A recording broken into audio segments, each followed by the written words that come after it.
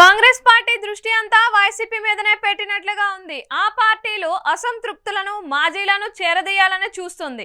ఈ నెల 11న ఉమ్మడి విశాఖ జిల్లా పర్యటనలో భాగంగా నర్సీపట్నం వస్తున్న పిసిసి ప్రెసిడెంట్ షర్మిల కోసం కాంగ్రెస్లో చేరికలు ఉండేలా పార్టీ నేతలు చూస్తున్నాయి.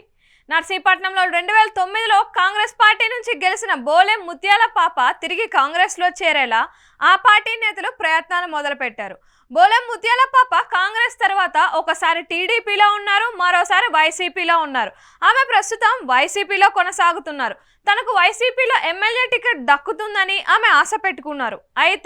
అయితే సిట్టింగ్ ఎమ్మెల్యే పేట్ల ఉమాశంకర్ గణేష్ కి మరోసారి టికెట్ ఆ పార్టీ ఖరారు చేసింది.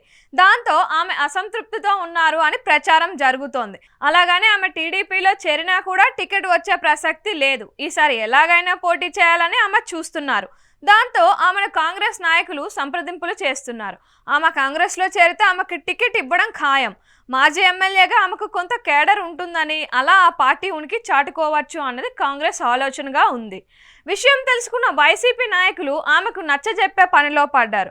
ఆమె పార్టీలో ఉంటే ఎంతో కొంత మేలు జరుగుతుందని కూడా అంటున్నారు. ఆమె కాంగ్రెస్ నుంచి పోటీ చేస్తే పార్టీ ఓట్లలో కొంత చిలిక వస్తుందని కూడా ఆలోచిస్తున్నారు. ఈసారి నర్సీపట్నంలో వైసీపీకి టీడీకి మధ్య హోరాహోరీ పోరు సాగనుంది. ప్రతి ఒక్క ఓటు కీలకం అవుతుంది. దాంతో బోలెం ముత్యాల పాపను కాంగ్రెస్ వైపు వెళ్ళనీయకుండా వైసీపీ చేస్తున్న ప్రయత్నాలు ఎంతవరకు సక్సెస్ అవుతాయన్నది చూడాలి. ముత్యాల పాప కనుక కాంగ్రెస్ సిద్ధం పుచ్చుకుంటే నర్సీపట్నంలో ఎన్నికల పోరు రసవత్తరంగా ఉండే అవకాశం ఉంది.